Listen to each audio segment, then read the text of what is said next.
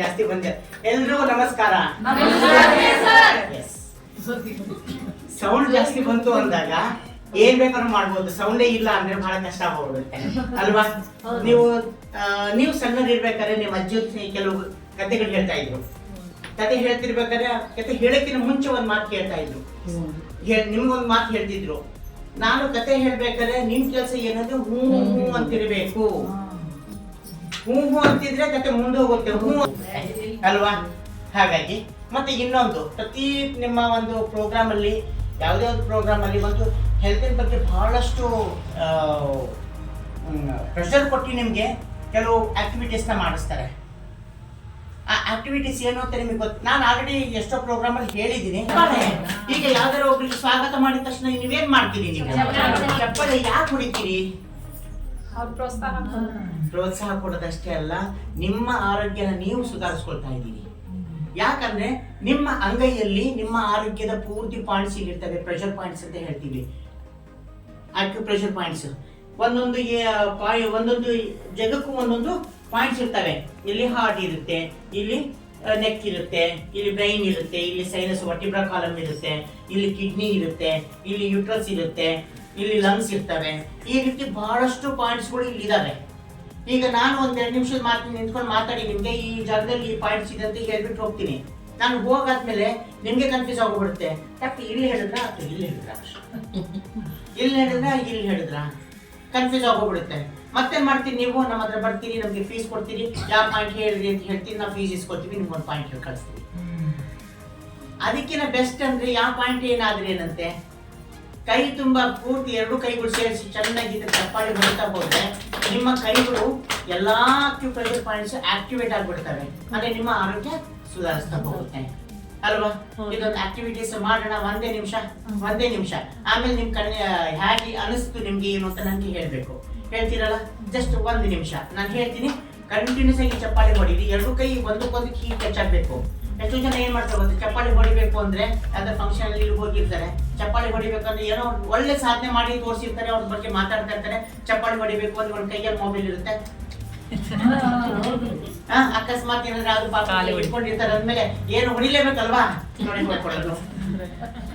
ಹೌದಲ್ಲ, ಅಕಸ್ಮಾತ್ ಹೊಡಿಲೇಬೇಕು, ಕೈಯಲ್ಲಿ ಏನು ಇಲ್ಲ ಅಂದ್ರೂ ಯಾರಿಗೂ ಕೇಳಂಗಿಲ್ಲ, ಸುಮ್ಮನೆ ಜಸ್ಟ್ ಹೌದಾ ಹೊಡಿತಾರಲ್ಲ ತೋರ್ಸೋದು ಕಷ್ಟ ಬಿಟ್ರೆ ಇದರಿಂದ ನಿಮ್ಮ ಆರೋಗ್ಯ ಸುಧಾರಣೆ ಆಗಲ್ಲ. ನಿಮ್ಮ ಆರೋಗ್ಯ ಸುಧಾರಣೆ ಆಗ್ಬೇಕು ಅಂದ್ರೆ ನೀವು ಆರಾಮಾಗಿ ಬಿಂದಾಸಾಗಿ ನೀವು ಚಪ್ಪಾಳೆ ಹೊಡಿಬೇಕು. ನಿಮ್ಗೆ ಬಹಳಷ್ಟು ಅವಕಾಶಗಳು ಸಿಗ್ತಿದಾವೆ. ಯಾಕಂದ್ರೆ ನೀವು ಒಂದು ಧರ್ಮಸ್ಥಳ ಸಂಘದಲ್ಲಿ ಇರೋ ಸಂಬಂಧ ಏನಾಗ್ತಿದೆ ಅಂದ್ರೆ ನಿಮ್ಗೆ ಚಪ್ಪಾಳೆ ಹೊಡಿಯೋ ಅವಕಾಶಗಳು ಬಹಳ ಸಿಕ್ತಿದಾವೆ. ಎಷ್ಟೋ ಕಡೆ ಏನಾಗ್ತವೆ, ಚಪ್ಪಾಳೆ ಹೊಡಿಯೋಕೆ ಅವಕಾಶನೇ ಸಿಕ್ಕಿರಲ್ಲ, ಸಿಕ್ಕಿದ್ರು ಅವ್ರು ಯೂಸ್ ಮಾಡ್ಕೊಂಡಿರಲ್ಲ. ಸಂಜೆ ಹೊತ್ತು ಹೋಗ್ಬಿಟ್ಟು ಪಾರ್ಕಲ್ಲಿ ಎಲ್ಲರೂ ನಿಂತ್ಕೊಂಡು ಅಜ್ಜಿರೆಲ್ಲ ನಿಂತ್ಕೊಂಡು ಹೇ ಅಂತ ಬಿಟ್ಟು ಹಿಂಗ್ ಚಪ್ಪಾಳೆ ಹೊಡೆಯೋದು, ಆರ್ಟಿಫಿಷಿಯಲ್ ನಗೋದು. ಈಗ ಟಿವಿಯಲ್ಲಿ ನೋಡ್ತಿರ್ತಿರಲ್ಲ, ಲಾಫಿಂಗ್ ಕ್ಲಬ್ಸ್ ಅಂತ ಮಾಡಿರ್ತಾರೆ. ಅವ್ರೇ ಮಾಡ್ತಾರೆ, ನಗಬೇಕು. ಹೆಂಗ್ ನಗ್ತಾರೆ ಆರ್ಟಿಫಿಷಿಯಲ್ ಆಗಿ. ಅವ್ರು ಬಾಯ್ ಮಾಡೋದೆಲ್ಲ ನೋಡ್ಬೇಕು, ನಾಲ್ಗೆ ಇಷ್ಟು ಉದ್ದತ್ತಾಗಿದೆ ಅಂತ ಹಿಂಗ್ ನಗ್ತಿರ್ತಾರೆ. ನೋಡ್ತಿಸ್ ನಮ್ಗೆ ನಗು ಬರುತ್ತೆ. ನಗಬೇಕು ಹೆಂಗೆ ಅಂದ್ರೆ ನಮ್ಮ ಮನಸ್ಸು ಬಿಚ್ಚಿ ನಗಬೇಕು, ಮೈ ಕುಕ್ಕಳಿಸಿ ನಗಬೇಕು ನಾವು. ಅವಾಗ ಎಲ್ಲಾ ಆರೋಗ್ಯ ಸುಧಾರಣೆ ಆಗುತ್ತೆ. ಮೊದಲು ಹಿಂದಿನ ಕಾಲದಲ್ಲಿ ಆರೋಗ್ಯ ನಿಮ್ ಕೈಯಲ್ಲಿ ಇತ್ತು. ಈಗೇನ್ ಮಾಡಿದೀರಿ ನೀವು? ನಿಮ್ ಆರೋಗ್ಯನ ತಗೊಂಬಂದು ಡಾಕ್ಟರ್ ಕೈಯಲ್ಲಿ ಕೊಟ್ಟಿದ್ದೀರಿ, ನೀವು ಮಿಕ್ಸಿ ಗ್ರೈಂಡರ್ ಯೂಸ್ ಮಾಡಕ್ ಶುರು ಮಾಡಿದ್ರಿ. ಮೊದಲು ಬೀಸೋರು ಹೆಂಗ್ ಬೀಸಿದ್ರು, ಅದನ್ನ ನಾವೇನ್ ಮಾಡ್ತೀವಿ, ನಮ್ಮ ಒಂದು ಯೋಗ ಇನ್ಸ್ಟಿಟ್ಯೂಟ್ ಅಲ್ಲಿ ಇಲ್ಲಿ ನಾವು ಕರ್ಕೊಂಡ್ ಬಂದ್ವಿ, ನಿಮ್ಗೆ ಅದೇ ಎಕ್ಸರ್ಸೈಸ್ ಮಾಡ್ತೀವಿ. ಏನ್ ಹೀಗ್ ಕೂತ್ಕೊಳ್ರಿ, ಕೈಯಿಂದ ಹೀಗ್ ಮಾಡ್ತೀವಿ ಅಂತ ಹೇಳ್ತೀವಿ. ಏನ್ ಇಲ್ಲದೆ ಹೋದ್ರು ಬೀಸಿಸ್ತೀವಿ ನಾವು, ಗೊತ್ತಾಯ್ತಲ್ಲ? ಅದೇ ನೀವು ಮನೆಯಲ್ಲಿ ನೀವು ನಿಮ್ಮ ಹಳೆಯವನ್ನೆಲ್ಲ ಎತ್ತಿಟ್ಕೊಳ್ಳಿ. ನಿಜ ಹೇಳ್ತೀನಿ, ಡಾಕ್ಟರ್ ಫೀಸ್ ತಪ್ಪೋಗ್ಬಿಡುತ್ತೆ, ನಿಮ್ಗೆ ಕನ್ಸಲ್ಟೇಷನ್ ತಪ್ಪೋಗ್ಬಿಡುತ್ತೆ, ನಿಮ್ಮ ಆರೋಗ್ಯ ಸುಧಾರಿಸುತ್ತೆ. ಮಿಕ್ಸಿ ಗ್ರೈಂಡರ್ ಬದಲಿಗೆ ಕಲ್ಲಿಂದ ರುಬ್ಬಿ ನೀವು ಚಟ್ನಿ ಮಾಡ್ರಿ, ಬೇಗ ಹಳಸಲ್ಲ. ಅದೇ ನೀವು ಮಿಕ್ಸಿಯಲ್ಲಿ ಮಾಡಿ ಸಂಜೆ ಅಷ್ಟೊಳಗೆ ಎತ್ತು ಒಗಿಬೇಕು, ರೊಕ್ಕ ಕೊಟ್ಟನು ಒಗಿಬೇಕು. ದೊಡ್ಡ ದುಂಡಿಲಿ ಹೀಗೆ ಮಾಡ್ತಿದ್ರೆ ನಿಮ್ಮ ಎಲ್ಲಾ ಪಾರ್ಟ್ಸ್ ಅಲ್ಲೂ ಕ್ಲೀನ್ ಆಗಿ ಆಡ್ತಿರ್ತವೆ. ಸರ್ಕ್ಯುಲೇಷನ್ ಫಾಸ್ಟ್ ಆಗುತ್ತೆ, ಫ್ಯಾಟ್ ಬರ್ನ್ ಆಗುತ್ತೆ. ಕೊಬ್ಬಿನಂಶ ನಮ್ಮ ದೇಹದಲ್ಲಿ ಕೊಬ್ಬಿನಂಶ ಯಾವಾಗ ಕಡಿಮೆ ಆಯ್ತು ನಮ್ಗೆ ಹಾರ್ಟ್ ಅಟ್ಯಾಕ್ ಚಾನ್ಸಸ್ ಇಲ್ಲ. ಈಗೇನ್ ಮಾಡ್ತೀವಿ, ಆರಾಮಾಗಿ ಕೂತಿರ್ತೀವಿ, ಎಲ್ಲದಕ್ಕೂ ಒಂದ್ ಸ್ವಿಚ್ ಹಾಕಿದ್ರೆ ಗ್ರೈಂಡರ್ ಓಡುತ್ತೆ, ಒಂದ್ ಸ್ವಿಚ್ ಹಾಕಿ ಒಂದ್ ಸ್ವಲ್ಪ ಹಿಂಗ್ ತಿರುಗಿಸಿದ್ರೆ ಮಿಕ್ಸಿ ರನ್ ಆಗುತ್ತೆ. ಅನ್ನ ಮಾಡ್ಬೇಕು ಅಂದ್ರೆ ಕುಕ್ಕರ್ ಅಲ್ಲೆಲ್ಲ ಹಾಕಿ ಒಂದ್ಸರಿ ಸ್ವಿಚ್ ಆನ್ ಮಾಡ್ಬಿಟ್ಟು ಬಂದು ಕೂತ್ಕೊಂಡ್ಬಿಟ್ಟು ಸಾಕು, ಅಂತಾನೆ ಹೊಯ್ಕೊಂಡೆ ಆಫ್ ಆಗಿರುತ್ತೆ. ನಮ್ಗೆ ಜಾಸ್ತಿ ಕೆಲಸನೇ ಇಲ್ಲ. ಆದ್ರೆ ಹಳ್ಳಿಯಲ್ಲಿ ಸ್ವಲ್ಪ ಕೆಲಸ ಇದೆ, ಯಾಕಂದ್ರೆ ಹೊಲಕ್ಕೆ ಹೋಗಿ ಬರೋದೆಲ್ಲ ಇದೆ. ಅಕಸ್ಮಾತ್ ಈಗ ಹೊಲನು ಮಿಷಿನ್ ಅಲ್ಲೇ ಮಾಡೋ ಬಂದ್ಬಿಟ್ಟಿದ್ದಾರೆ, ಕಲೆ ಕೀಳೋದೆಲ್ಲ ನಿಂತು ಹೋಗ್ಬಿಟ್ಟಿದೆ. ಮೊದ್ಲಾದ್ರೆ ಹೋಗಿ ಬಗ್ಗಿ ಕಲೆ ಕೀಳ್ಬೇಕಿತ್ತು, ಈಗ ಮಿಷನ್ ಒಂದ್ಸರಿ ಹಿಂಗ್ ಹೊಡೆಸ್ಕೊಂಡು ಹೋಗ್ಬಿಟ್ರೆ ಮುಗೀತು.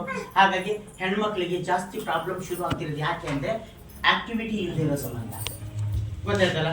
ಹಾಗಾಗಿ ನನ್ನ ಜೊತೆಗೆ ಒಂದೇ ಒಂದು ನಿಮಿಷ ನೀವು ಎಲ್ಲರೂ ಸೇರಿ ಎಷ್ಟು ಜೋರ ಚಪ್ಪಾಳೆ ಹೊಡಿಬೇಕು ಅಂದ್ರೆ ಈ ಅಂಗನಗಟ್ಟಿಯಲ್ಲಿ ಗೊತ್ತಾಗಬೇಕು ಇಲ್ಲಿ ಏನೋ ಒಂದು ನಡೀತಿದೆ ಅಂತ, ಅಷ್ಟು ಜೋರ ಹೊಡಿಬೇಕು.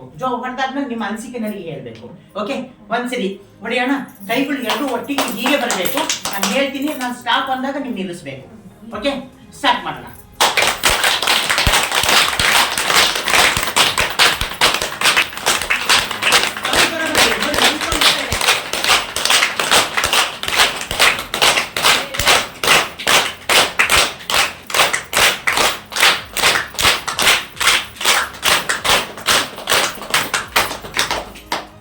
ಏನಂತಿದ್ದಾರೆ? ನೀವೇನಾದ್ರೂ ಕೈಯೇನಾದ್ರೂ ಮುಳ್ಳಿಟ್ಕೊಂಡು ಪ್ರೆಸ್ ಮಾಡಿದ್ರ ಆದ್ರೂ ನಿಮ್ ಕೈಗಳು ಆಗ್ತಿದಾವೆ. ಈಗಲೂ ಕೈ ಬಿಟ್ಟಿದ್ರ, ಈಗಲೂ ನಿಮ್ ಕೈಗಳು ಚುಚ್ಚುತ್ತಾ ಇದಾವೆ. ಅಂದ್ರೆ ನಿಮ್ಮ ಕೈಯಲ್ಲಿರುವಂತ ಎಲ್ಲಾ ಆಕ್ಟಿವ್ ಪ್ರೆಷರ್ ಪಾಯಿಂಟ್ಸ್ ಆಕ್ಟಿವೇಟ್ ಆದವು. ಈಗ ನೀವು ಹೊಡಿತಿರ್ಬೇಕಾದ್ರೆ ನಿಮ್ಗೆ ಸ್ವಲ್ಪ ದಮ್ಮು ಹತ್ತಂಗ ಆಗ್ತಿದೆ. ಸರ್ಕ್ಯುಲೇಷನ್ ಸ್ಪೀಡ್ ಆಯ್ತು, ನಮ್ಮ ಹಾರ್ಟ್ ರೇಟ್ ಜಾಸ್ತಿ ಆಯ್ತು, ದೂಡಾದಂಗ ಆಗುತ್ತೆ, ದಮ್ಮತ್ತಂಗ ಆಗ್ತಿದೆ, ಅಂದ್ರೆ ಸರ್ಕ್ಯುಲೇಷನ್ ಸ್ಪೀಡ್ ಆಯ್ತು.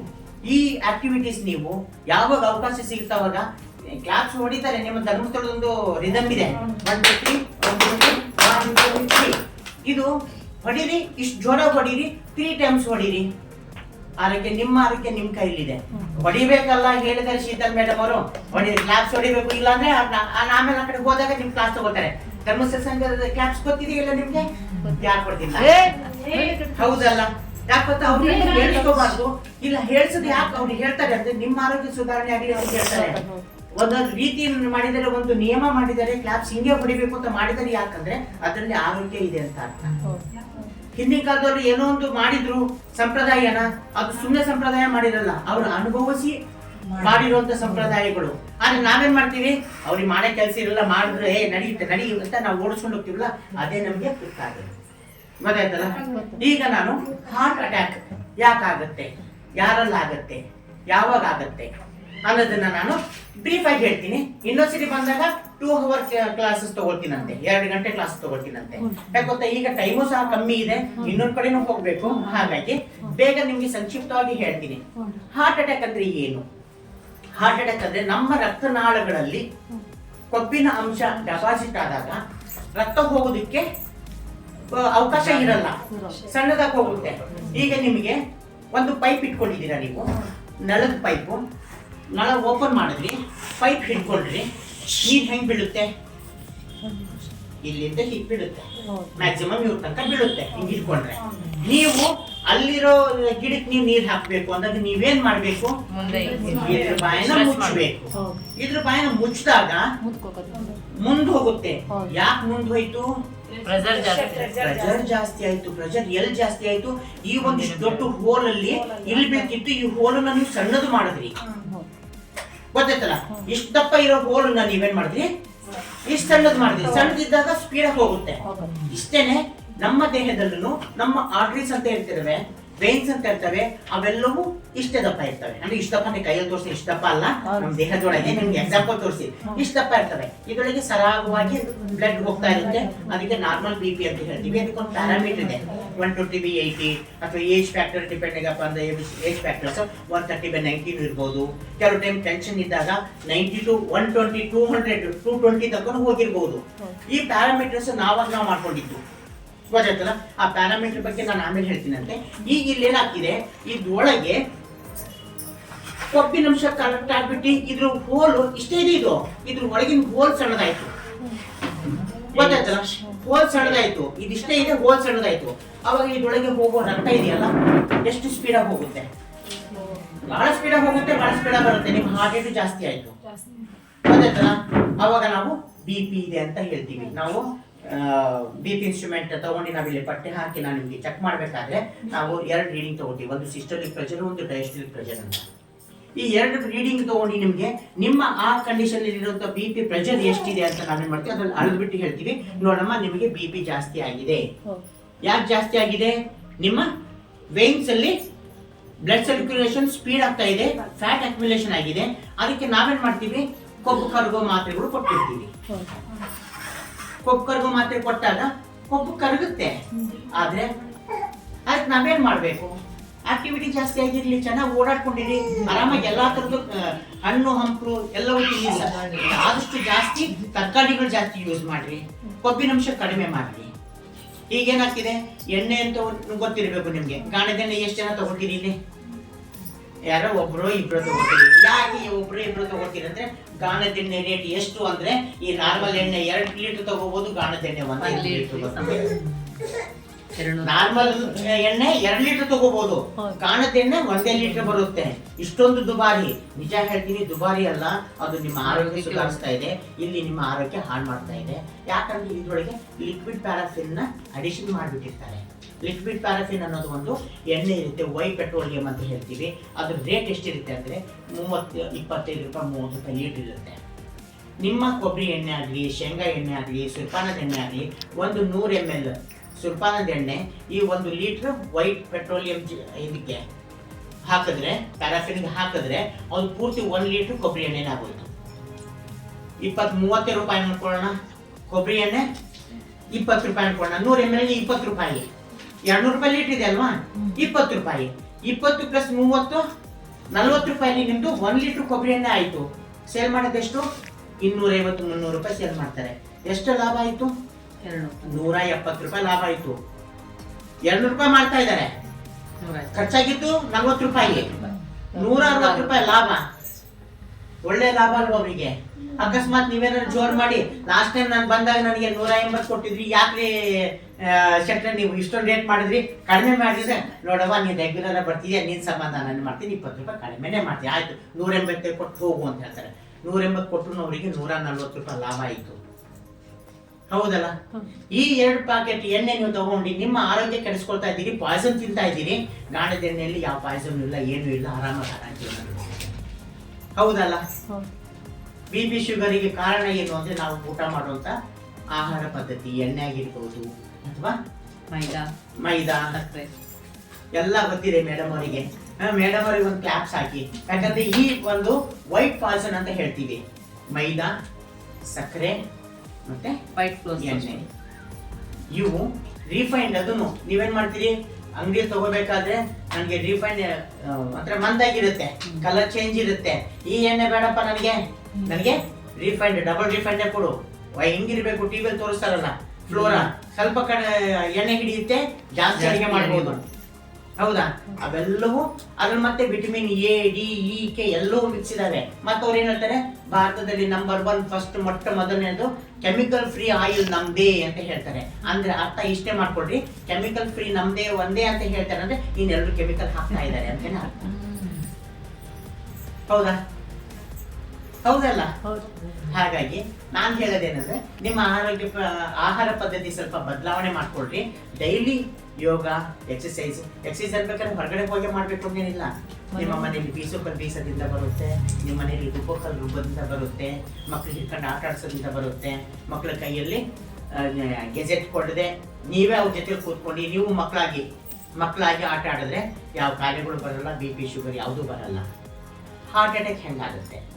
ಇನ್ನೊಂದು ಹೇಳ್ತೀನಿ, ನಮ್ಮ ಹಾರ್ಟ್ ಇದೆಯಲ್ಲ, ಬಹಳ ಒಂದು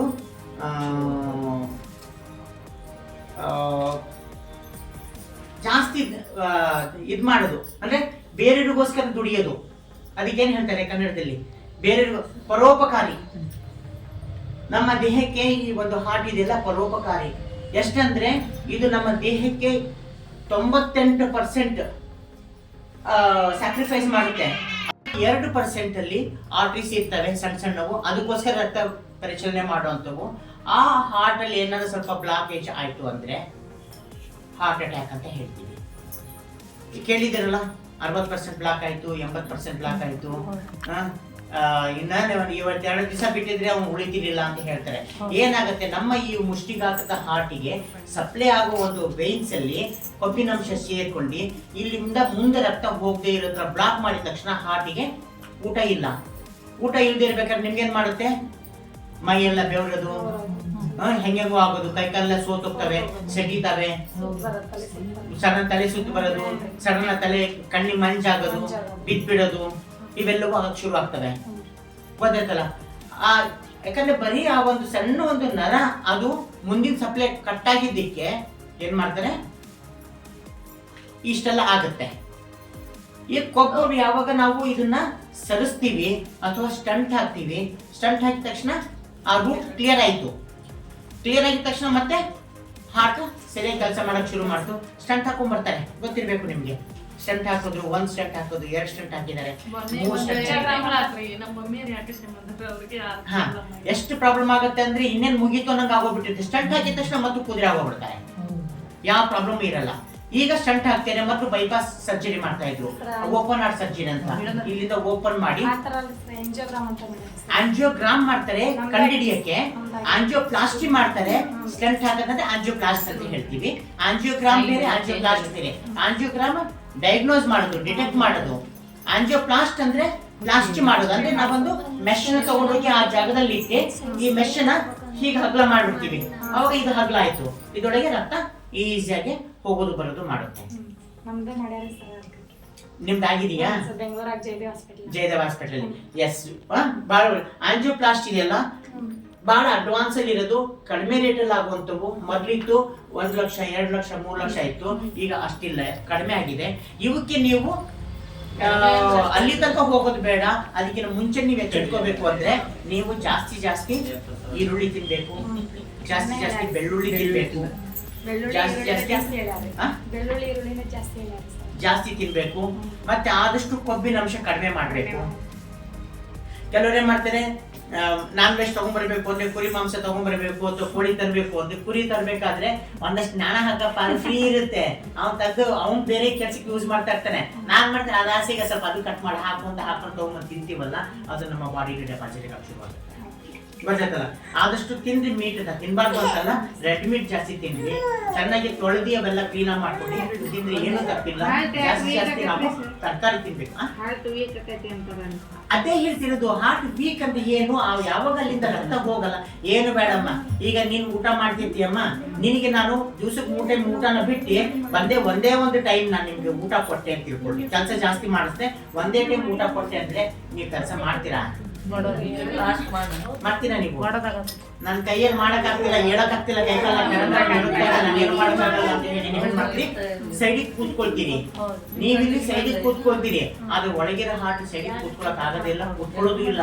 ಎಷ್ಟಾಗೋದು ಅಷ್ಟಲ್ಲೇ ನಡೆಸುತ್ತೆ. ಫೈನಲಿ ಏನು ಆಗಿಲ್ಲ ಅಂತ ಅಟ್ಯಾಕ್ ಅಂತ ಹೇಳ್ತೀವಿ, ಹಾರ್ಟ್ ಅಟ್ಯಾಕ್ ಅಂತ ಹೇಳ್ತೀವಿ.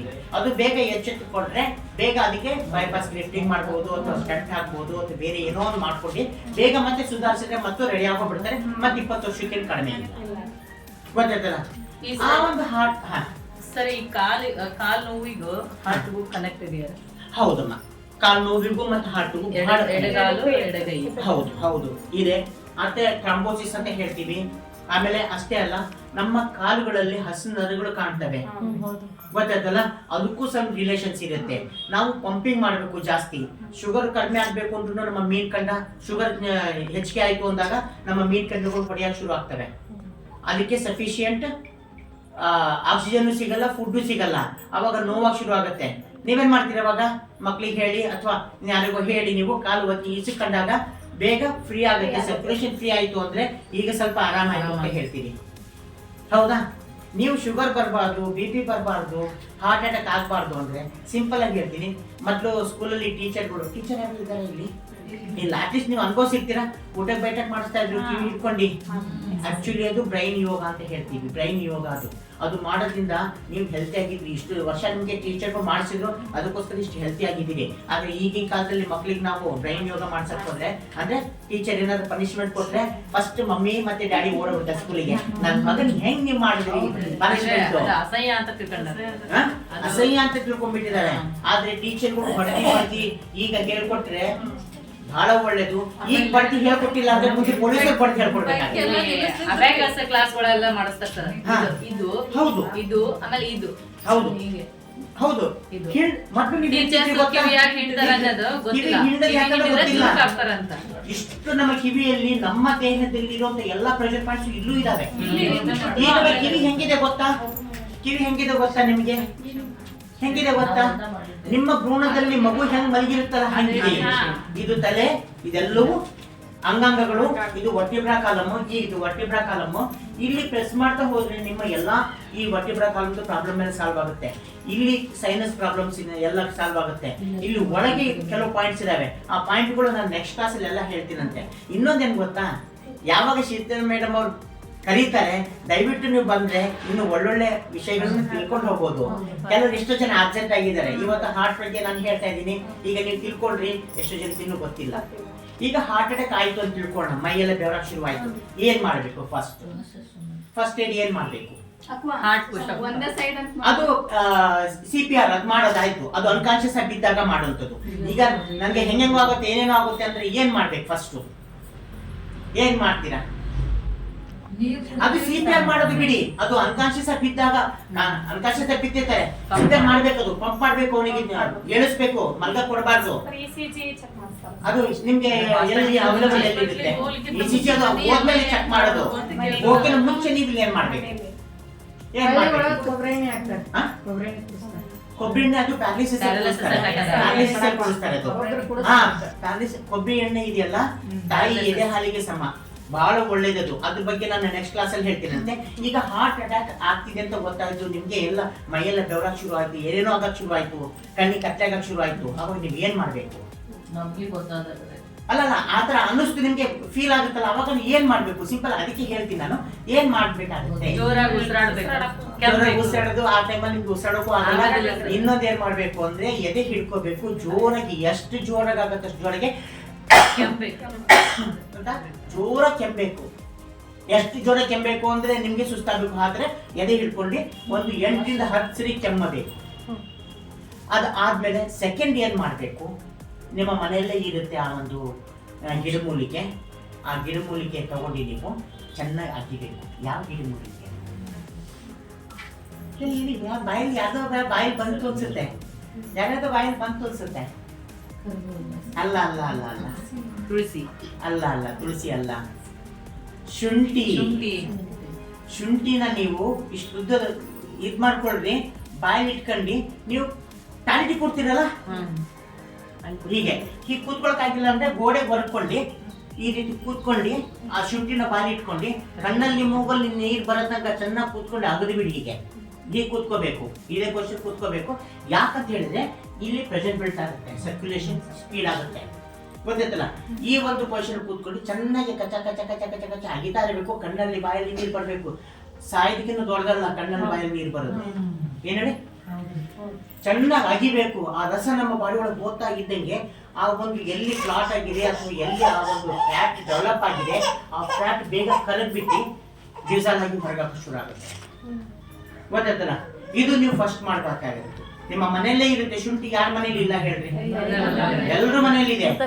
ಆತರ ಅನ್ನಿಸ್ತಾ ಹಾರ್ಟ್ ಅಟ್ಯಾಕ್ ಆಗ್ಬೇಕು ಅಂತಿಲ್ಲ ನಿಮ್ಗೆ, ಅನ್ನಿಸ್ತಾ ಅದು ತಿನ್ಬಿಟ್ಟು ಸಾಕು, ಏನೇ ಪ್ರಾಬ್ಲಮ್ ಇದೆ ಅದು ಸಾಲ್ವ್ ಆಗುತ್ತೆ.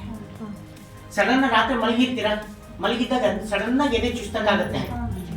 ಎದೆ ಚುಚ್ಚಿದ ತಕ್ಷಣ ನೀವು ಹೆದರ್ಕೊಂಡ್ಬಿಟ್ಟು ಎದ್ದು ಕೂತ್ಕೊಂಡ್ಬಿಡ್ತೀವಿ. ಏನೋ ಆಯ್ತು. ಕೂತ್ಕೊಳ್ಳೋದಕ್ಕೆ ಏನು ಮಾಡಕ್ ಹೋಗ್ಬೇಡಿ, ಜೋರ ಹಿಡ್ಕೊಂಡು ಕೆಮ್ರಿ. ಒಂದ್ ಈ ಕಡೆ ಸ್ವಲ್ಪ ಮಾಡ್ರಿ, ಜೋರ ಕೆಮ್ರಿ. ಕೆಮ್ಮಾದ್ಮೇಲೆ ಸ್ವಲ್ಪ ಎದ್ದು ನಡೀರಿ. ಶುಂಠಿ ಹಿತ್ತ ತಗೊಂಡು ತಿನ್ರಿ. ಆರಾಮಾಗಿ ಬಂದು ಸುಮ್ಮನೆ ಒಂದು ಅರ್ಧ ಗಂಟೆ ಕೂತ್ಕೊಳ್ರಿ. ನೀವು ಅಷ್ಟೊಳಗೆಲ್ಲ ದೂರ ಆಗುತ್ತೆ. ಎಲ್ಲ ನಾನು ಚೆನ್ನಾಗಿದ್ದೀನಿ, ಪಾಸಿಟಿವ್ ಹೋಗ್ಬೇಕು, ನಾನು ಆರಾಮಾಗಿದ್ದೀನಿ, ನಾನು ಚೆನ್ನಾಗಿದ್ದೀನಿ. ನೀವೇನ್ ಮಾಡ್ತೀರ? ಆ ಟೈಮಲ್ಲಿ ಮೈಂಡ್ ಎಲ್ಲಿಗೆ ಹೋಗುತ್ತೆ ಗೊತ್ತಾ? ನನ್ನ ಮಕ್ಳು ಇಷ್ಟಿದ್ದಾವೆ, ಬಿಟ್ಬಿಟ್ಟು ಹೋಗೋದು, ಏನೇನೋ ವಿಚಾರಗಳು ಬಂದ್ಬಿಡ್ತಾವೆ. ಎಂಡಿಗೆ ಬರೋದು ವಿಚಾರಗಳು. ನಿಮಗೆ ಪ್ರಾಬ್ಲಮ್ ಶುರು ಆದಾಗ ನೀವು ನಾಳೆದೇನು ವಿಚಾರ ಮಾಡಲ್ಲ, ಲಾಸ್ಟ್ ಡೇಟ್ ನಿಮ್ಗೆ ವಿಚಾರ ಮಾಡಕ್ ಶುರು ಮಾಡ್ತೀರಿ. ಆ ವಿಚಾರನ ಮಾಡಬಾರ್ದು. ನಾವೇನ್ ಮಾಡ್ಬೇಕು? ನಾನು ಆರಾಮಾಗಿದ್ದೀನಿ, ಏನೂ ಆಗಿಲ್ಲ, ಆರಾಮಿದ್ದೀನಿ ಅಂತ ನೀವು ಪಾಸಿಟಿವ್ ಆಗಿ ಇಟ್ಕೊಳ್ರಿ. ಏನೂ ಆಗಲ್ಲ ನಿಮಗೆ. ನೀವು ಯಾವಾಗ ಎದೆ ಹೊಡ್ಕೊಂಡ್ರಿ, ಯಾಕೋ ನೀವು ಹಿಂಗಾಗತ್ತೀರಿ, ಹಂಗಾಗುತ್ತೆ, ಹಿಂಗಾಗತ್ತೆ, ಮನೆಯವ್ರಿಗೆ ಎಲ್ರಿಗೂ ಎದ್ದೇಳಿಸಿ ನೀವು ಅನ್ಕಾನ್ಶಿಯಸ್ ಆಗಿ ಬಿದ್ದಿರ್ತೀರಿ. ಅವ್ರು ಎದ್ದಿದ ತಕ್ಷಣ ಅವ್ರನ್ನ ನೋಡಾದ್ಮೇಲೆ ಇಲ್ಲ ಬಂದ್ರು, ನೀವು ಆರಾಮಿರಲ್ಲ. ನಿಮ್ಗೆ ಟೆನ್ಷನ್ ಅಲ್ಲಿ ನೀವು ಅನ್ಕಾನ್ಶಿಯಸ್ ಹೋಗ್ಬಿಟ್ರೆ ನಾವು ಯಾವ ಆಕ್ಟಿವಿಟೀಸ್ ಮಾಡೋಕ್ಕಾಗಲ್ಲ. CPR ಮಾಡಿದ್ರು ಅಷ್ಟು ಎಫೆಕ್ಟ್ ಆಗಲ್ಲ. ಗೊತ್ತಾಯ್ತಲ್ಲ. ಹಾಸ್ಪಿಟಲ್ ಹೋಗಿ ಕಣ್ಬಿಟ್ಟಾಗ ನೋಡಿದ್ರೆ ಸ್ಟಂಟ್ ಹಾಕ್ಬಿಟ್ಟಿದ್ದಾರೆ ಆಲ್ರೆಡಿ ಅಂತ ಹೇಳ್ತೀನಿ. ಕಣ್ಬಿಟ್ಟಾಗ ಆಲ್ರೆಡಿ ಸ್ಟಂಟ್ ಹಾಕೋಗಿರುತ್ತೆ, ಹೌದಲ್ಲ. ಸ್ಟಂಟಿನ ಬಗ್ಗೆ ನಾನು ಆಮೇಲೆ ಹೇಳ್ತೀನಿ, ನೆಕ್ಸ್ಟ್ ಕ್ಲಾಸಲ್ಲಿ ಹೇಳ್ತೀನಿ. ಈ ನನ್ನ ಮಾತುಗಳಿಂದ ಯಾರಿಗಾದ್ರೂ ಹರ್ಟ್ ಆಗಿತ್ತು ಅಂದ್ರೆ ದಯವಿಟ್ಟು ಕ್ಷಮಿಸಿ. ನನ್ನ ಈ ಒಂದು ಸ್ಪೀಚ್ ನಿಮ್ಗೆ ಇಷ್ಟ ಆಯ್ತು ಅಂತ ಅನ್ಕೊಂಡಿದ್ದೀನಿ. ಕೇಳಲಿಲ್ಲ ನಿಮ್ಗೆ, ಅಕಸ್ಮಾತ್ ನಿಮ್ಮ ಅಕ್ಕಪಕ್ಕದ ಮನೆಯವ್ರಿಗೆ ಏನಾದ್ರು ಈ ತರ ಸಿಂಪ್ಟಮ್ಸ್ ಇತ್ತು ಅಂದ್ರೂ ನೀವು ಇಷ್ಟೇ ಹೇಳ್ರಿ, ತಲೆ ಕೆಡಿಸ್ಕೊಬೇಡ, ಏನೂ ಆಗಲ್ಲ. ಒಂದು ಶುಂಠಿ ತಗೊಂಡು ತಿಂದು ಆರಾಮಾಗಿ ಕೂತ್ಕೊಂತೀವಿ, ಗೊತ್ತಾಯ್ತಲ್ಲ. ಡಾಕ್ಟರ್ ಹತ್ರ ಹೋಗೋ ತನಕ ಇದು ಮೇಂಟೈನ್ ಮಾಡುತ್ತೆ, ಹೋಗ್ಲೇಬೇಕು ಡಾಕ್ಟರ್ ಹತ್ರ. ಮತ್ತೆ ಶುಂಠಿ ತಿಂದು ಕೂತ್ಕೊಂಡ್ಬಿಟ್ಟು ಕೂರಂಗಿಲ್ಲ. ಶುಂಠಿ ಏನ್ ಮಾಡುತ್ತೆ ಅಂದ್ರೆ ಆ ರಸ ಇದೆಯಲ್ಲ ಅಸಿಡಿಕ್, ಅದೇನ್ ಮಾಡುತ್ತೆ ಒಳಗೆ ಹೋಗಿದ ತಕ್ಷಣ ಆ ಒಂದು ಫ್ಯಾಟ್ ಅನ್ನ ಕರಗಿಸಕ್ಕೆ ಶುರು ಮಾಡುತ್ತೆ. 100% ಗುಣ ಆಗುತ್ತೆ. ಆದ್ರೂ ಒಂದು ಹಾಸ್ಪಿಟಲ್ ಬೇಕೇ ಬೇಕು. ಏನ್ ಹೇಳಿ, ಫರ್ದರ್ ಪ್ರೋಸೆಸ್ ಏನಾಗಿದೆ ಅಂತ ನೋಡ್ಕೊಳ್ಳಿಕ್ಕೆ ಹಾಸ್ಪಿಟಲ್ ಬೇಕೇ ಬೇಕು. ಬರೀ ಮನೆ ಮದ್ದಲ್ಲಿ ಆಗಲ್ಲ, ಇಂಥ ಸೀರಿಯಸ್ ಕಂಡೀಷನ್ ಅಲ್ಲಿ. ಬೇರೆ ಟೈಮಲ್ಲಿ ಮನೆ ಮದ್ದು ನಾನು ಹೇಳ್ತೀನಂತೆ. ಹೇಗೆ ಅನಿಸ್ತು ನಿಮ್ಗೆಲ್ಲ ಇದು? ನಾನು ಈಗ ನೀವೊಂದು 20 ಜನ ಇದ್ದೀರಾ, ನೀವು 20 ಮಲ್ಟಿಪ್ಲಿಕೇಶನ್ ಎಲ್ರಿಗೂ ಹೇಳ್ತಾ ಹೋದ್ರೆ ನಾವ್ ಈ ಮಾಡಿರೋ ಪ್ರೋಗ್ರಾಮ್ ಸಕ್ಸಸ್ ಅಲ್ವಾ? ಯಾರಿಗಾರ ಏನಾದ್ರು ತೊಂದರೆ ಆಯ್ತು ಅಂದ್ರೂ ಎದೆಗೆ ಒಂದ್ಕೋಬೇಡಿ, ನೋಡಿ ಈ ತರ ಮಾಡಿ ಏನೂ ಆಗಲ್ಲ. ಇಲ್ಲೇ ನಾವು ಯಾವ್ದೇ ತರದ್ದು ಕೆಮಿಕಲ್ ಇರುತ್ತೆ ಮೆಡಿಸಿನ್ಸ್ ಕೊಡ್ತಾ ಇಲ್ಲ, ಬರೀ ಒಂದು ಶುಂಠಿ ಕೊಡ್ತಿದೀವಿ, ಹೌದ್ರಿ. ಮತ್ತೆ ಕಾಫಿ ಬಗ್ಗೆ ಹೇಳ್ತೀನಂತೆ ನೆಕ್ಸ್ಟ್. ಕಾಫಿ ಯಾವ್ದು ಶುಗರ್ BP ಇರ್ಬೇಕಾದ್ರೆ ಅಥವಾ ಶುಗರ್ ಇರ್ಬೇಕಾದ್ರೆ ಯಾವ ಕಾಫಿ ಕುಡಿಬೇಕು? ಏನ್ ಡಾಕ್ಟರ್ ನೀವು ಹೇಳ್ತೀವಿ ಕಾಫಿ ಇರೋದೇ ಒಂದು, ಬ್ರ್ಯಾಂಡ್ಗಳು ಬೇರೆ ಬೇರೆ ಇದಾವೆ, ಕಾಫಿ ಇರೋದೇ ಒಂದು. ಅದು ಇನ್ಯಾ ಕಾಫಿ ಹೇಳ್ತೀನಿ ನೀವು ಅಂತ ಇಟ್ಬಿಟ್ಟಿರಿ, ಅದನ್ನ ಥಿಂಕ್ ಮಾಡ್ರಿ, ನಾನು ಬಂದಾಗ ಹೇಳ್ತೀನಂತೆ. ಓಕೆ ಸರಿ ಅಲ್ಲ? ಯಾರಿಗೂ ಏನೂ ಡೌಟ್ ಇಲ್ಲ? 1 ನಿಮಿಷ ಟೈಮ್ ಇದೆ, ಏನಾದ್ರು ಯಾರು ಕೇಳಂಗಿದೆ ಕೇಳ್ಬೋದು. ನಮ್ದು ಎಂಜೋಗ್ರಾಮ್ ಆಪರೇಷನ್ ಆಗೈತಿ ಸರ್. ಅದ್ ಇವಾಗ ಏನಾದ್ರು ಭಾರ ಮಾತ್ರೆ ಎಲ್ಲ ತಗೊಂಡ್ರಿ ಅದು ಭಾರ ಏನಾದ್ರು ನಾವು ಕೆಲ್ಸಕ್ಕೆ ಹೋಗ್ರಿ ಸರ್, ಅದು ಬಿಡ್ಸಕ್ರಿ. ಅದು ಭಾರ ಚೀಲ ಏನೋ ಹೋದಾಗ ಸ್ವಲ್ಪ ಹಾರ್ಟ್ ಬೀಟ್ ಜಾಸ್ತಿ ಆದಾಗ ಒಂದ ಸರಿ ಕೆಳಗೆ ಹಾಕಿ ಕುತ್ಕೊಂಡ್ಬಿಡ್ತಾನ್ರಿ, ತಲೆ ಸುತ್ತಕೊಂಡು ಎಲ್ಲ ಬೆವ್ತಾರ ಹಂಗ ಬಿಟ್ಬಿಡ್ತಾನೆ ಸರ್. ನಾನು ಆಂಜಿಯೋಪ್ಲಾಸ್ಟ್ ಆಗಿದೆ, ಆಂಜಿಯೋಗ್ರಾಮ್ ಆಗಿ ಆಂಜಿಯೋಪ್ಲಾಸ್ಟ್ ಆಗಿದೆ, ಸ್ಟಂಟ್ ಹಾಕಿದ್ದಾರೆ. ಇಲ್ಲಿ ಸರ್ ಇಲ್ಲಿ ಹೌದು, ಇಲ್ಲಿಂದ ಪಾಸ್ ಆಗುತ್ತೆ, ಇಲ್ಲಿಂದ ಪಾಸ್ ಆಗಿ ಅದು ಮೇಲೆ ಇಲ್ಲಿ ತನಕ ಬರುತ್ತೆ. ಹೌದು, ಅದಾಗುತ್ತೆ. ಏನು ಆಗಲ್ಲಮ್ಮ, ತಲೆ ಕೆಡಿಸ್ಕೋಬೇಡಿ, ಏನು ಆಗಲ್ಲ, ತಲೆ ಕೆಡಿಸ್ಕೋಬೇಡಿ. ಆದಷ್ಟು ಮ್ಯಾಕ್ಸಿಮಮ್ ಹೇಳ್ತಲ್ಲ, ಈರುಳ್ಳಿ, ಬೆಳ್ಳುಳ್ಳಿ, ಶುಂಠಿ, ಮಸಾಲೆ ಪದಾರ್ಥಗಳು. ನಮ್ಮ ಆಕ್ಚುಲಿ ಹೇಳ್ಬೇಕು ಅಂದ್ರೆ ಭಾರತದಲ್ಲಿ ಹಾರ್ಟ್ ಅಟ್ಯಾಕ್ ಅನ್ನೋದು ಇಲ್ಲವೇ ಇಲ್ಲ, ಬರ್ತಿರ್ಲಿಲ್ಲ. ಇದನ್ನ ಇಲ್ಲ ಆಗ್ತಿತ್ತು, ಬಹಳ ಅಪರೂಪಕ್ಕೆ ಆಗ್ತಿತ್ತು. ಈಗ ಯಾಕೆ ಜಾಸ್ತಿ ಆಗಿದೆ ಅಂದ್ರೆ ಈ 3 ಪಾಯ್ಸನ್ ನಾವು ಜಾಸ್ತಿ ಯಥೇಚ್ಛವಾಗಿ ತಿನ್ನೋದ್ರಿಂದ. ಬೆಳಗ್ಗೆ ತಕ್ಷಣ ಮಕ್ಳಿಗೆ ಕೇಳ್ದಾಗ ಏನ್ ತಿಂಡಿ ಮಾಡ್ಬೇಕು ಮಮ್ಮಿ ಅಂತ, ಏನ್ ತಿಂಡಿ ಮಾಡ್ತೀವಿ ಮಮ್ಮಿ? ಮಮ್ಮಿಗೂ ಬಹಳ ಅರ್ಜೆಂಟ್ ಇರುತ್ತೆ, ರೊಟ್ಟಿ ಬಡಿಯೋದಂದ್ರೆ ಬಹಳ ಕಷ್ಟ. ಏನಿಲ್ಲ ಮಗನೇ, ಇವತ್ತು ಪೂರಿ ಮಾಡ್ಬಿಡ್ತೀನಿ, ಪೂರಿ ತಿಂದು ಹೋಗ್ಬಿಡು ಅಂತ ಹೇಳಿ ಒಂದಷ್ಟು ಪೂರಿ ಕಲಸಿ ಲಟ್ಸಿ ಫ್ರೈ ಮಾಡಿ. ಒಂದು ವೈಟ್ ಪಾಯ್ಸನ್ ಮೈದಾ, ಸೆಕೆಂಡ್ ಪಾಯ್ಸನ್ ಆಯಿಲ್. 2 ಪಾಯ್ಸನ್ ಸೇರಿದ್ರೆ ಇನ್ ದೊಡ್ಡ ಪಾಯ್ಸನ್ ಆಯ್ತು. ಅದು ಒಳಗೂ ಜೀರ್ಣ ಆಗಲ್ಲ, ಅದು ಹಂಗೆ ಉಳಿದಿರುತ್ತೆ. ಮಧ್ಯಾಹ್ನ ಊಟಕ್ಕೆ ಬರೋ ಮಗನೇ ಅಂದಿದ್ದಕ್ಕೆ ಇಲ್ಲ ಮಮ್ಮಿ ನಾನು ಹೊಟ್ಟೆ ತುಂಬಿದ್ದೆ, ನಾನು ಊಟ ಮಾಡಲ್ಲ ಅಂತ ಹೇಳ್ತಾರೆ. ಊಟನ ಕಡಿತಿರೋದು ನಾವೇನೆ. ದಯವಿಟ್ಟು ವೈಟ್ ಪಾಯ್ಸನ್ಗಳನ್ನ ದಯವಿಟ್ಟು ಉಪಯೋಗಿಸಬೇಡಿ, ಆದಷ್ಟು ಕಂಟ್ರೋಲ್ ಮಾಡ್ರಿ. ತಿನ್ಲೇಬೇಕು ಅಂತ ಅನಿವಾರ್ಯ ಇತ್ತು ಅಂದ್ರೆ ಯಾವಾಗೂ ಅಪರೂಪಕ್ಕೆ ತಿಂದ್ರೆ ಏನೂ ತಪ್ಪಿಲ್ಲ. ಆದಷ್ಟು ಆರ್ಗ್ಯಾನಿಕ್ ಕಂಟೆಂಟ್ಸ್, ತರಕಾರಿ ಆಗಿರ್ಬೋದು ಅಥವಾ ಆಯಿಲ್ ಆಗಿರ್ಬೋದು, ಗಾಣದ ಎಣ್ಣೆ ಅಂತ ಹೇಳ್ತೀವಲ್ಲ. ರೊಕ್ಕ ಜಾಸ್ತಿ ನಿಜ, ನೀವು ಇದಕ್ಕೆ 2 ಲೀಟರ್ ಹಾಕೋ ರೊಕ್ಕನ ಅದು 1 ಲೀಟರ್ ಹಾಕ್ಬಿಟ್ಟು ತಗೊಂಡ್ಬರ್ರಿ, ಜೀವನ ಎಣ್ಣೆನೇ ಇದ್ದಲ್ಲ ಸರ. ನಾವು ಸಣ್ಣ ಅಷ್ಟರಲ್ಲೇ ವಾರ ತಿಂಗಳಾಗದು. ಈಗ 1 ಲೀಟರ್ ತಂದ್ರು 1 ವಾರಕ್ಕೆ ಆಗಲ್ಲ. ಅವಾಗ ನಮ್ಮ ಅಜ್ಜಿಯವ್ರು ಏನ್ ಮಾಡ್ತಿದ್ರು ಅಂತ ಹೇಳ್ತೀನಿ, ಸ್ವಲ್ಪ ಎಲ್ರು ಈ ಅನುಭವ ಆಗಿರ್ಬೇಕು. ನಮ್ಮ ಅಜ್ಜಿ ಮುತ್ತಜ್ಜಿಯವ್ರು ಮಾಡ್ತಿದ್ರು, ಅವ್ರದೇ ರಾಜ್ಯಭಾರ ನಡೀತಾ ಇತ್ತು ಮನೆಯಲ್ಲಿ. ಅವ್ರು ಏನೇ ಕೊಡ್ಬೇಕು ಅಂದ್ರೆ ಅವ್ರ ಪರ್ಮಿಷನ್ ಅಲ್ಲಿ ಒಂದು ಹೆಚ್ಚಿಗೆ ಒಂದು ಈರುಳ್ಳಿನ ಹಾಕಂಗಿಲ್ಲ, ಒಂದು ಬೆಳ್ಳುಳ್ಳಿ ಹಾಕಂಗಿಲ್ಲ, ಸಕ್ಕರೆ ಡಬ್ಬ ಅವ್ರ ಕಪಾಟಲ್ಲಿ ಸೀಲಾಗಿ ಕೂತ್ಕೊಂಡಿರೋದು. ಬೆಲ್ಲದ್ದು ಸಕ್ಕರೆ ಅವಾಗ ಇರ್ಲಿಲ್ಲ ಜಾಸ್ತಿ. ಕೇಳ್ಬೇಕು ಅಂದ್ರೆ ಸೊಸೆ ಅಂದ್ರೆ ಕೇಳ್ಬೇಕು, ಅದೇ ಚಾ ಮಾಡ್ಬೇಕು ಕೊಡು ಅಂದಾಗ ಒಂದಿಷ್ಟು ಕೊಟ್ಟು ಕಳ್ಸೋರು. ಹಾಲು ಅಷ್ಟೇ, ಅವಾಗ ಅಷ್ಟು ಕಷ್ಟ ಇತ್ತು, ಅವ್ರು ಮೇಂಟೈನ್ ಮಾಡ್ತಿದ್ರು. ಒಂದಿಷ್ಟು ಹಾಲಲ್ಲಿ ಮನೆ ಮಂದಿ ಹಾಲು ಕುಡಿತಿದ್ರು. ಇಷ್ಟು ದೊಡ್ಡ ದಬ್ಬರಿಯಲ್ಲಿ ನೀರ್ ಹಾಕಿ ಚಾ ಪುಡಿ ಹಾಕಿ ಚೆನ್ನಾಗಿ ಕಾಯಿಸಿದ್ರು. మీకు ಇಷ್ಟು ಹಾಲು ಹಾಕಿದ ತಕ್ಷಣ ಅದೆಷ್ಟು ಚಾ ಆಗೋದು, ಅದು ಎಲ್ರಿಗೂ ಸರ್ವ್ ಮಾಡೋದು. ಈಗೇನಿಲ್ಲ, 1 ಲೀಟರ್ ತಂದ್ರೆ ಸಂಜೆಷ್ಟೊಳಗೆ ಏನು ಇಲ್ಲ, ಹಾಲೇ ಇಲ್ಲ. ಮತ್ತೆ ತರಿ ಅಂತಾನೆ ಹೌದಲ್ಲ, ಅದಕ್ಕೆ ನಾನು ಹೇಳೋದು ನೀವು ಎಷ್ಟು ಮಿತವಾಗಿ ಇವನ್ನೆಲ್ಲ ಬಳಸ್ತೀರಿ. ಅಕೇಶನಲ್ಲಿ ಬಳಸಿ, ಮೈದಾ ತಿನ್ಬಾರ್ದು ಅಂತೀನಿಲ್ಲ, ಅಕೇಶನಲ್ಲಿ ತಿನ್ರಿ. ಆದ್ರೆ ಆದಷ್ಟು ಆರ್ಗ್ಯಾನಿಕ್ ಕಂಟೆಂಟ್ಸ್ ಮತ್ತೆ ಗಾಣದ ಎಣ್ಣೆಗಳನ್ನ ಜಾಸ್ತಿ ಬಳಸ್ರಿ. ಆರೋಗ್ಯವಾಗಿ ಡಾಕ್ಟ್ರಿಗೆ ಫೀಸ್ ಕೊಡೋದು ತಪ್ಪಿಸ್ರಿ. ಹಾಗಂತ ಹೇಳ್ಬಿಟ್ಟು ಬರ್ಲೇಬಾರ್ದು ಅಂತೆಲ್ಲ ತೊಂದರೆ ಇದ್ದಾಗ ಡಾಕ್ಟರ್ ಬರ್ರಿ. ಓಕೆ, ಏನೋ ಡೌಟ್ಸ್ ಇತ್ತು ಅಂದ್ರೆ ನನಗೆ ಫೋನ್ ಮಾಡ್ಬೋದು. ನನ್ನ ನಂಬರ್ ಅಂತೂ ಇಲ್ಲೇ ಇದೆ, ಶೋ ಆಗ್ತಿದೆ. ಅಥವಾ ನೀವು ವೈಯಕ್ತಿಕವಾಗಿ ಬರ್ಬೇಕಾದ್ರೆ ನನ್ನ ಭೇಟಿ ಆಗ್ಬಹುದು. ತುಂಬಾ ದೂರ ಇಲ್ಲ, ಎಡು ಬಿದ್ರೆ ಬ್ಯಾಡಿಗೆ. ಚಪಾತಿ ಜಾಸ್ತಿ ತಿನ್ಬಾರ್ದು. ತಿನ್ನಿಮ್ಮ, ಏನು ಇಲ್ಲ. ಆದ್ರೆ ಚಪಾತಿ ಜೊತೆಯಲ್ಲಿ, ಚಪಾತಿ ಹಿಟ್ಟಿನ ಜೊತೆಯಲ್ಲಿ ಇನ್ಯಾವುದೋ ಒಂದು 2-3 ಹಿಟ್ಟುಗಳನ್ನ ಬೆರೆಸಿ, ಸಾಮೆ, ಅರ್ಕ, ಜವೆ, ಇನ್ಯಾವ್ದಾದ್ರು ಒಂದು 2-3 ಮಿಕ್ಸ್ ಮಾಡಿ ತಿನ್ನೋದ್ರಿಂದ ಏನೂ ತಪ್ಪಿಲ್ಲ, ಏನೂ ತಪ್ಪಿಲ್ಲ. ಚಪಾತಿಗಿನ್ನ ರೊಟ್ಟಿ ಅಥವಾ ಚಪಾತಿಗಿನ್ನ ಜಾಸ್ತಿ ಪಲ್ಯ ಇರಲಿ. ಏನ್ ಹೇಳ್ರಿ? ತರಕಾರಿ ಜಾಸ್ತಿ ಇರಬೇಕು, ರೊಟ್ಟಿಗಿನ್ನ ಜಾಸ್ತಿ ಪಲ್ಯ ಇರಬೇಕು. ನಾವು ನಮ್ಮ ಮನೇಲಿ ಹೆಂಗ್ ತಿಂತೀವಿ ಗೊತ್ತಾ? ನಾವು ಪಲ್ಯ ಜೊತೆ ರೊಟ್ಟಿ ತಿಂತಿದ್ವಿ, ರೊಟ್ಟಿ ಜೊತೆ ಪಲ್ಯ ತಿಂತಿದ್ವಿ. ಕೆಲವ್ರು ಏನ್ ಮಾಡ್ತಾರೆ, ರೊಟ್ಟಿ ಜೊತೆ ಪಲ್ಯ ತಿಂತಾರೆ. ಆದ್ರೆ ನಾವು ಪಲ್ಯ ಜೊತೆ ರೊಟ್ಟಿ ತಿಂತೀವಿ. ನಮ್ಗೆ ಇಷ್ಟು ನಾವು ಈಗಿರೋದೇ ನಾವು 1, 2, 3, 4 ದೊಡ್ಡವರು. ಅವ್ನು ಸಣ್ಣವನು, ಅವನೇನು ಜಾಸ್ತಿ ತಿನ್ನೋನಲ್ಲ. ನಮ್ಗೆ ತರಕಾರಿ 1/4 kg ಅಂದ್ರೆ ಸಾಕಲ್ವಾ? ತರಕಾರಿ ಯಾವ್ದಾರ ಒಂದು ತರಕಾರಿ ಅಂದ್ರೆ 1/4 kg ಸಾಕು. ನಮ್ಮ ಮನೇಲಿ 1/4 kg ನಡೆಯದೇ ಇಲ್ಲ, 1 kg ಬೇಕು ನಮ್ಮ ಮನೇಲಿ. ಏನೇಳಿ? ಜಾಸ್ತಿ ಪಲ್ಯ ತಿಂತಾವೆ, ಜಾಸ್ತಿ ಪಲ್ಯ ತಿಂತೀವಿ. ಬದನೆಕಾಯಿ ಎಣ್ಣೆಗಾಯಿ ಮಾಡಿದ್ರೆ ಅರ್ಧ ಡಬ್ಬಿ ನನಗೊಬ್ನಿಗೆ ಆಗಿರುತ್ತೆ. ನಂಗೆ ಪಲ್ಯ ಜಾಸ್ತಿ ತಿಂದ್ರಿ, ಆರೋಗ್ಯವಾಗಿರ್ತೀರಿ. ಅದೇನು ಪ್ರಾಬ್ಲಮ್ ಅಲ್ಲಮ್ಮ, ತಲೆ ಕೆಡಿಸ್ಕೋಬೇಡಿ. ತಲೆ ಸುತ್ತು ಬರುತ್ತೆ, ಆ ಟೈಮಲ್ಲಿ ಸ್ವಲ್ಪ ಬೆಲ್ಲ ತಿನ್ರಿ, ಏನು ಆಗಲ್ಲ. ಓವರ್ ಆಗಿ ಲಿಫ್ಟ್ ಮಾಡೋದು ಅವೆಲ್ಲ ಮಾಡಿದ್ರೆ ಸುಸ್ತು ಆಗೇ ಆಗುತ್ತೆ. ಲಿಮಿಟ್ ಅಲ್ಲಿ ಮಾಡಿ ಅಷ್ಟೇ, ಲಿಮಿಟ್ ಅಲ್ಲಿ ಮಾಡಿ ಏನೂ ಆಗಲ್ಲ. ಓವರ್ ಆಗಿ ಮಾಡಿದ್ರೆ ಹಾಗೆ ಆಗುತ್ತೆ. ಗೊತ್ತೈತೆ ನಮ್ಮ, ಏನು ಆಗಲ್ಲ. ತಲೆ ಕೆಡಿಸ್ಕೋಬೇಡಿ, ಮೈಂಡಿಂದ ತೆಗೆದಾಕ್ಬೇಡಿ. ಅದೇ ಇಟ್ಕೊಂಡ್ಬಿಟ್ರೆ ನಿಮ್ಗೆ ಏನನ್ಸುತ್ತೆ ಗೊತ್ತಾ? ಈಗ ನಿಮಗೆ ನೀವೇ ಫೀಲ್ ಮಾಡ್ತೀರಿ, ನನಗೆ ಸ್ಟಂಟ್ ಹಾಕಿದ್ದಾರೆ, ನನಗೆ ಹಾರ್ಟ್ ಪ್ರಾಬ್ಲಮ್, ನಾನು ಹಾರ್ಟ್ ಪ್ರಾಬ್ಲಮ್ ಇರೋಳು, ಯಾವಾಗ್ಲೂ ಹಾರ್ಟ್ ಪ್ರಾಬ್ಲಮ್ ಇರೋಳು, ನಾನು ಇದೀನಿ. ಇದನ್ನ ನೀವು ಫಿಕ್ಸ್ ಮಾಡ್ಕೊಂಡ್ಬಿಟ್ಟಿದ್ದೀರಿ. ನನಗೆ ಏನು ಇಲ್ಲ ಅಂತ ನೀವು ಬರಕ್ ಬರ್ರಿ, ನಿಮ್ಗೆ ಏನು ಇರಲ್ಲ. ಅಲ್ರಿ ಈ ಅಂಗೋಟ್ ಹೇಳ್ರಿ, ಅದ್ರದ ಒಟ್ಟು ತಲೆಯಾಗೈತ್ರಿ. ಬಿಟ್ಟಾಕ್ಬಿಡ್ಬೇಕು. ತಲೆಯಲ್ಲಿ ಇಟ್ಕೊಂಡ್ಬಿಟ್ರೆ ನಾವು ಜೀವನ ಮಾಡೋದು ಬಹಳ ಕಷ್ಟ ಆಗುತ್ತೆ. ಏನೇ ಹೆಚ್ಚು ಕಡಿಮೆ ಆದ್ರೂ ಅದು ನನಗೆ ಆಗಿದೆ ಅಂತ. ಫಂಕ್ಷನ್ ಮೊನ್ನೆ ನಮ್ಮ ಮಗಳ ಫಂಕ್ಷನ್ ಆತ್ರಿ ಸರ್. ಅವತ್ತು ಆಗ್ಲೆಲ್ಲ ಊಟ ಮಾಡಿದ್ರಿ ಸರ್, ತಲೆ ಸುಸ್ಪಂದಿದ್ದು ಎಲ್ಲ ನೀವು ಜನ ಎಲ್ಲ ಕೂಡಿಸ್ಬಿಟ್ಟಿದ್ರಲ್ರಿ ಸರ್. ಪ್ರಜ್ಞೆ ಇರ್ಲಿಲ್ಲ ಅಂತ್ರಿ. ಯಾಕೆ ಹೇಳ್ರಿ? ಈ ಬೆಳಗಿಂದ ಏನು ತಿಂದಿಲ್ಲ, ಅವಾಗ ಆಗ್ತಾ ಇರ್ತದೆ. ಈ ಬೆಳಗಿಂದ ಏನು ತಿಂದಿಲ್ಲ. ಒಂದ್ ಹೇಳ್ತೀನಿ, ಪೂಜೆ ಮಾಡ್ರಿ ಬೇಡ ಅನ್ನಲ್ಲ, ಹೊಟ್ಟೆ ತುಂಬಾ ತಿಂದು ಪೂಜೆ ಮಾಡ್ರಿ, ದೇವ್ರು ಬೇಡ ಅನ್ನಲ್ಲ. ಉಪವಾಸ ಇದ್ದಿ ನನ್ ಪೂಜೆ ಮಾಡು ಅಂತ ಯಾರು ಹೇಳಲ್ಲ. ದೇವ್ರ ಮೇಲೆ ಭಕ್ತಿ ಇರ್ಬೇಕು ಅಂದ್ರೆ ನೀವು ಸಂತುಷ್ಟರಾದ್ರೆ ಆರಾಮ ಕೂತ್ಕೊಂಡು ದೇವರಿಗೆ ಎಷ್ಟಾರು ಭಕ್ತಿ ತೋರಿಸಿ ನಡೆಯುತ್ತೆ. ಕೆಲವ್ರಿಗೆ ಏನಾಗುತ್ತೆ ಗೊತ್ತಾ, ಆಲ್ರೆಡಿ ಅಲ್ಲಿ ಏನು ಮಾಡಿದ್ದಾರೆ, ಸ್ಪೆಷಲ್ ಮಾಡಿದ್ದಾರೆ, ದೇವರಿಗೆ ಪೂಜೆ ಯಾವಾಗ ಮುಗಿಯುತ್ತೋ ಬೇಗ ಹೂವ ಹಾಕೋದು, ಬೇಗ ಮುಗಿಸ್ಬಿಟ್ಟು ಹೋಗಿ ತಿನ್ಬಾರ್ದು, ಇದಾಗಬಾರ್ದು. ಅವಾಗ ದೇವರಿಗೂ ಪೂಜೆ ಮಾಡೋದಾಗಲ್ಲ. ಈ ಕಡೆ ಹೊಟ್ಟೆ ಪೂಜೆ ಮಾಡ್ಕೊಳ್ಳೋದು ಸರಿ ಅನ್ಸಲ್ಲ. ಆಮೇಲೆ ಎಲ್ಲ ಹೊಟ್ಟೆ ಪೂಜೆ ಮಾಡ್ಕೊಂಡಾದ್ಮೇಲೆ ಮತ್ತೊಂದ್ಸತ್ತೆ ದೇವರಿಗೆ ಯಾಕೆ ಸರಿಯಾಗಿ ಪೂಜೆ ಮಾಡಿಲ್ಲ ಅಂತ ಆ ಹೊರಗಿದ್ದೇ ಇರುತ್ತೆ. ಅದಕ್ಕೆ ಫಸ್ಟ್ ಹೊಟ್ಟೆ ತುಂಬಿಸ್ಬಿಡ್ರಿ, ಹೊಟ್ಟೆ ಪೂಜೆ ಮಾಡ್ಬಿಡ್ರಿ, ಆಮೇಲೆ ದೇವ್ರ ಪೂಜೆ ಮಾಡಿ. ನಮ್ಮ ಹತ್ರ ಬರ್ತಾರೆ ಎಷ್ಟು ಜನ ನೋಡ್ತಿರ್ತೀನಿ, ಕೈಯೆಲ್ಲ ಕೆಂಪು ಕುಂಕುಮ ಹಚ್ಚಿ ಚೆನ್ನಾಗಿರುತ್ತೆ. ಯಾಕಮ್ಮ ಇನ್ನೂ ಟಿಫನ್ ಮಾಡಿಲ್ಲ?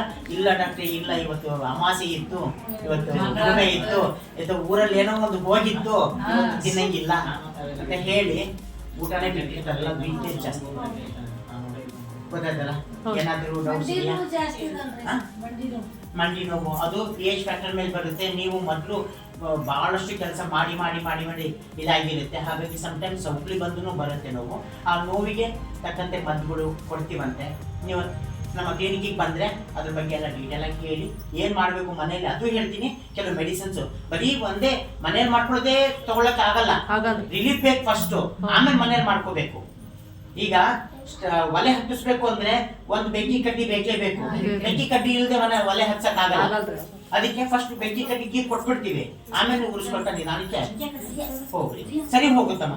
ಕಾಲು ನೋವು ಕ್ಲಿಯರ್ ಆಗುತ್ತೆ. ನಾನು ಹೇಳಿದಷ್ಟು ನೀವು ಮಾಡ್ರಿ, ಮನೆಯಲ್ಲೇ ಮಾಡೋಂತ ಹೇಳ್ತೀವಂತೆ. ನೀವು ಸರಿ ಬಂದ್ರೆ ನಾನು ಚೆಕ್ ಮಾಡಿ ನೋಡ್ಬೋದು. ಇಲ್ಲೇ ಕೆಂಪಿ ಲೇಔಟ್ ಇದೆಯಲ್ಲ, ನಮಗೆ ಹೋಗ್ಬೇಕಾದ್ರೆ ಫಸ್ಟ್ ಅಲ್ಲೇ ಕರ್ನಾಟಕ ಬ್ಯಾಂಕ್ ಪಕ್ಕದಲ್ಲೇ ಇದೆ. ಬೆಂಗಳೂರು ಡಾಕ್ಟರ್ ಅಂತ ಹೇಳಿದ್ರೆ ಯಾರಾದ್ರೂ ಹೇಳ್ತಾರೆ. ಕೇಳಿದ್ದೀರಾ ಬೆಂಗಳೂರು ಡಾಕ್ಟರ್? ಬೆಂಗಳೂರು ಡಾಕ್ಟರ್ ಕೇಳಿದ್ದೀರಾ? ಇಲ್ಲೇ ಸಂಗಮೇಶ್ವರ ಬೆಂಗಳೂರಲ್ಲಿ ಸರ್ ಸಂಗಮೇಶ್ವರ ನಗರ ಈ ಕರ್ನಾಟಕ ಬ್ಯಾಂಕ್ ಇದೆಯಲ್ಲ ಅದ್ರ ಹಿಂಭಾಗದಲ್ಲೇ ಇದೆ ಮನೆ, ಅಲ್ಲಿ ಹಿಂಭಾಗದಲ್ಲೇ ಇದೆ. ಯಾರಿಗಾರ ಕೇಳಿ ಯಾರಾದ್ರೂ ಹೇಳ್ತಾರೆ. ಅಂದ್ರೆ ನಮ್ಮ ಮಮ್ಮಿ ನೋವಿಗೆ ಬಂದಿದ್ದಕ್ಕೆ ಸರಿ ಹಾ. ಸ್ವಲ್ಪ ಹುಷಾರಾಗ್ಯಾರಿ ಆದ್ರೆ ನೋವು ಐತ್ರಿ. ಇದೆ ಅಂತ ನೋಡಿ. ನಾನು ಅದೇ ನಾವು ಹೇಳ್ತೀವಿ ಅದೇ ತರ ಫಾಲೋ ಮಾಡ್ಬೇಕು. ಒಂದೇ ಸರಿ ಕಡಿಮೆನೂ ಆಗಲ್ಲಮ್ಮ, ಟೈಮ್ ತಗೊಳುತ್ತೆ. ಯಾಕಂದ್ರೆ ಇವು ಮಂಡಿ ನೋವು, ಬೆನ್ನೋವು ಇವೆಲ್ಲ ಏನಿದಾವಲ್ಲ, ಕೆಲವರಿಗೆ ಹೆಣ್ಮಕ್ಳಿಗೆ ಬಹಳಷ್ಟು ಬೆನ್ನೋವು ಆಪರೇಷನ್ ಮಾಡಿದಾಗ ಇಂಜೆಕ್ಷನ್ ಕೊಟ್ಟಿರ್ತಾರೆ, ಅದ್ರ ನೋವು ಇರುತ್ತೆ. ಅದಕ್ಕೆ ಏನ್ ಮಾಡ್ಬೇಕು ಅಂತ ಹೇಳ್ತೀನಿ. ಅದು ನೀವು ಮನೆಯಲ್ಲೇ ಮಾಡ್ಕೋಬಹುದು, ಕಂಟ್ರೋಲ್ ಮಾಡ್ಕೋಬಹುದು. ಅದೇ ಕೆಲವರಿಗೆ ಪೇಷನ್ಸ್ ಇರಲ್ಲ, ಪೇಷಂಟ್ ಆಗಿ ಬಂದಿರ್ತಾರೆ, ಪಾಪ ಅವ್ರಿಗೆ ಪೇಷನ್ಸ್ ಇರಲ್ಲ. ನಾವ್ ಹೇಳ್ತೀವಿ ಈ ಕಡೆ ಕಿವಿ ಈ ಕಡೆ ಬಿಟ್ಟು ಹೋಗ್ಬಿಟ್ಟಿರ್ತಾರೆ. ಕೊಟ್ಟ ಮೆಡಿಸಿನ್ ಕಡಿಮೆ ಆಗಿರುತ್ತೆ, ಮತ್ತು ಶುರು ಆಯ್ತು. ಆಮೇಲೆ ಏನ್ ಹೇಳ್ತಾರೆ, ಡಾಕ್ಟರ್ ಹೋಗಿದೆಪ್ಪ ಇನ್ನೂ ಅದು ಕಡಿಮೆ ಆಗಿಲ್ಲ, ಇದ್ದಿದ್ದೆ ನಮ್ಗೆ ಅಂತಾರೆ. ಅದು ಇದ್ದಿದ್ದು ನೋವು ತಿನ್ಬಾರ್ದು, ಅದನ್ನ ಕ್ಲಿಯರ್ ಮಾಡ್ಕೋಬೇಕು. ಒಂದ್ಸರಿ 2 ಸರಿ ತೋರಿಸ್ಕೊಂಡು ಏನೋ ಡೌಟ್ಸ್ ಇದೆಯಾ? ಪದೇ ಪದೇ ಎದೆನೋವು ಬಂದ್ರೆ ಪದೇ ಪದೇ ಎದೆನೋವು ಬರಬಾರ್ದು, ಎದೆನೋವು ಬರಬಾರ್ದು. ನೋಡೋಣಂತೆ ಒಂದ್ಸರಿ ಬಂದು ನಾನು ಚೆಕ್ ಮಾಡಿ ನೋಡಿ ನಾನು ನಿಮ್ಗೆ ಹೇಳ್ತೀನಿ. ಯಾರಿಗೆ ಇಸಿಜಿ ಚೆಕ್ ಮಾಡಿದ್ರೆ ನಾರ್ಮಲ್ ಅಂತ ಅಲ್ಲಲ್ಲ, ಹಾರ್ಟಿನ ಪ್ರಾಬ್ಲಮ್ ಇದ್ರೆ ಮಾತ್ರ ಇಸಿಜಿ ಗೊತ್ತಾಗುತ್ತಮ್ಮ. ಈಗ ಎದೆನೋವು ಅಂತಂದ್ರೆ ಬಹಳಷ್ಟು ಒಂದಕ್ಕೆ ಬರಲ್ಲ, ಎದೆನೋವು ಅಂದ್ರೆ. ಅಸಿಡಿಟಿ ಆದ್ರೂ ನೋವು ಬರುತ್ತೆ, ಅಸಿಡಿಟಿ ಆದ್ರೂ ನೋವು ಬರುತ್ತೆ, ಅಥವಾ ಕಫ ಕಟ್ಕೊಂಡ್ರು ನೋವು ಬರುತ್ತೆ, ಹಾರ್ಟ್ ಪ್ರಾಬ್ಲಮ್ ಇದ್ರೂ ನೋವು ಬರುತ್ತೆ.